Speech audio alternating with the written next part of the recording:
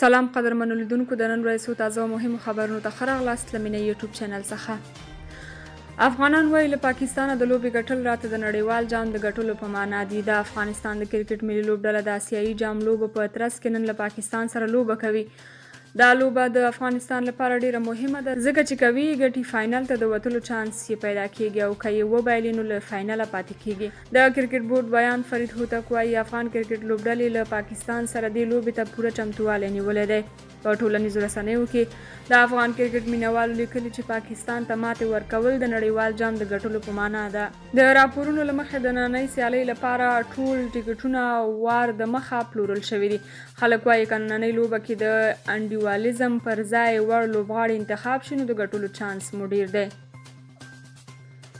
متقي وایي پر امریکا بیا غږ کوو چې د افغانستان هوایي حریم دې نه نقض کوي. د بهرنیو چارو وزارت سرپرست امیر خان متقي د خپل وزارت د لاسته راوړنو د کلني راپور د وړاندې کولو پر مهال ویل چې د افغانستان پر فضا د بې پیلوټه امریکایي الوتکو پروازونه د دوحې د توافقنامې او د بین المللي قوانینو خلاف عمل دی. هغه پر امریکا غږ وکړ چې د افغانستان هوایي حریم نقض نه کړي او د دوحې توافقنامې ته ژمن پاتې شي. نوموړي زیاته کړه چې دم ګړی افغانستان کې امنیت تامین شوی او افغان خاوره به د هیڅ چا پر ضد نه کارول کیږي. نوموړي دغه راز وویل چې په تیر کال کې د هیواد ټول بندرونه د سوداګرۍ پر مخ پرانیستل شوي او سوداګرو ته اسانتیاوې برابرې شوي دي. متقي وویل چې په بیلابیلو هیوادونو کې یو شمېر سفارتونو خپل فعالیت پیل کړی دی. هغه وویل چې اسلامي امارت متوازنه پالیسي غوره کړې او له هیڅ هیواد سره به طرف ونه نیسي.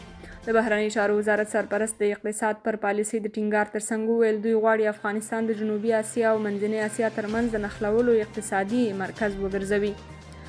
بلوچ ازادۍ غوښتونکو د پاکستاني پوځ 15 مامورین وژلي. د بلوچستان ازادۍ غورځنګ یا BLF ویلي دي چې د ماین په چاودنه کې د پاکستاني پوځ 15 افسران وژلي دي. د بلوچستان د ازادۍ جبهې ویان ګهرام بلوچ د سې شنبې په ورځ د سپتمبر په 4 په یو بیان کې وویل چې د پاکستاني ځواکونو موټر د دوی ځواکونو لخوا د یو ځای پر ځای شوي ماین باندې برابر شوی.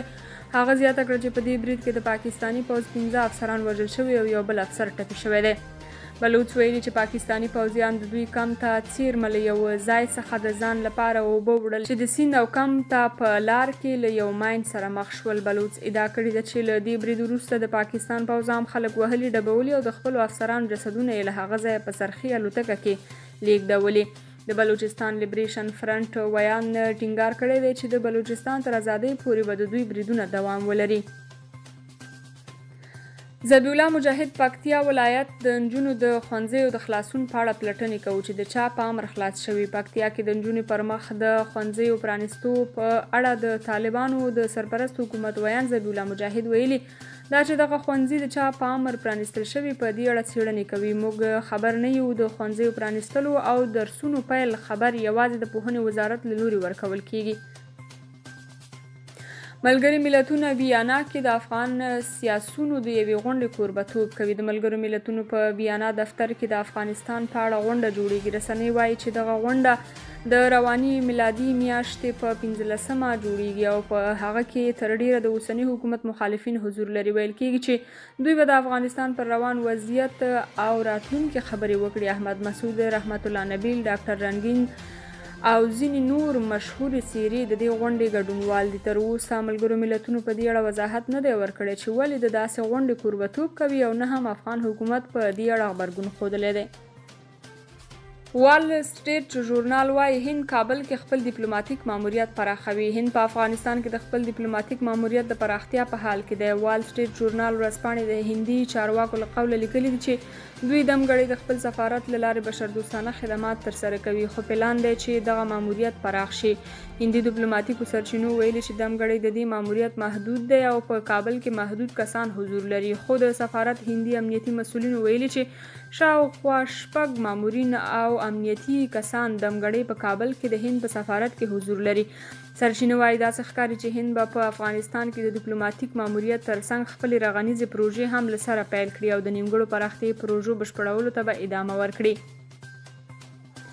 چین وايي نړیواله ټولنه د افغانستان ثبات کې رغنده رول ولوبوي. د چین د بهرنیو چارو وزارت یوې ویاندې په یوه خبري کنفرانس کې د افغانستان پر وړاندې د نړیوالې ټولنې پر اوسني چلند نیوکه کړې ده. وايي د نړیوالې ټولنې او اداراتو مسؤلیت دی چې له افغانستان سره د دایمي ثبات پر راتګ کې رغنده همکاري وکړي. چین همداراز د روسیې له سفارت سره نږدې چاودنه هم غندلې ده او دا یې هم د نړیوالې ټولنې مسؤلیت بللی چې په افغانستان کې د دایمي امنیت او ثبات په ټینګېدو کې مرسته وکړي او اجازه ورکړي چې د دغه هیواد اقتصادي ثبات تامین شي. چین تر دې وړاندې هم پر نړیواله ټولنه غږ کړی چې پر افغانستان خپل فشارونه پای ته ورسوي. متحده ایالتونو یونان ته د اردوغان خبرداری بې ګټې وبله. متحده ایالتونو د سې شنبې په ورځ سیند پر سر د لانجې له امله یونان ته د ترکیې د ولسمشر رجب طیب اردوغان خبرداری بې ګټې وګڼه.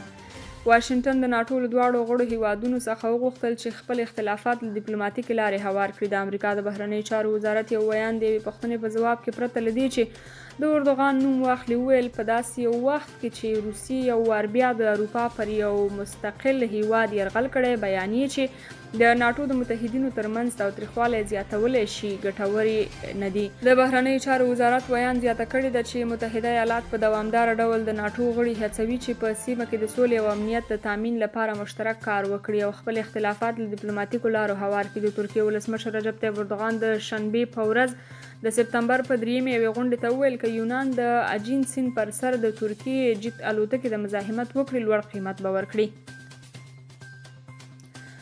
روسیې اروپا ته د ګازو د لیږد لپاره شرط وړاندې کړ. د روسیې د ګازو ستر شرکت ګازپروم وايي تر هغو پورې به اروپا ته د نارډ سټریم یا یو نللیکې له لارې د ګازو لیږد پیل نه کړي چې د جرمني شریک یې په دغه نللیکه کې له کاره لوېدلي تجهیزات ترمیم کړي نه وي.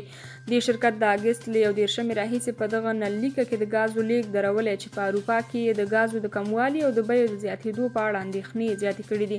د روسیې په ولادیو استوک ښار کې پرون سې شنبې یوې اقتصادي غونډې ته د ګازو پروم شرکت اجرایوي مرستیال ویتالي مارکیلوف وویل دغه تجهیزات باید ترمیم شي ترڅو دغه شرکت د ګازو لیږد بیرته پیل کړي. د دې شرکت جرمني شریک زیمنس انرژي ویلي د ترمیم په اړه ورته هیڅ دنده نه ده سپارل شوې او د هغې ستونزې په اړه چې ګازو پروم یې خبره کړې ویلي چې دا دومره غټه ستونزه نه ده چې له امله یې د ګازو لیږد وځنډول شي بلکې هغه په اسانۍ حل کیدی شي. د دې ساعت خبري ټولګه تر همدې ځایه تر بیا بلې ټولګې ښې شېبې د خدای په امان.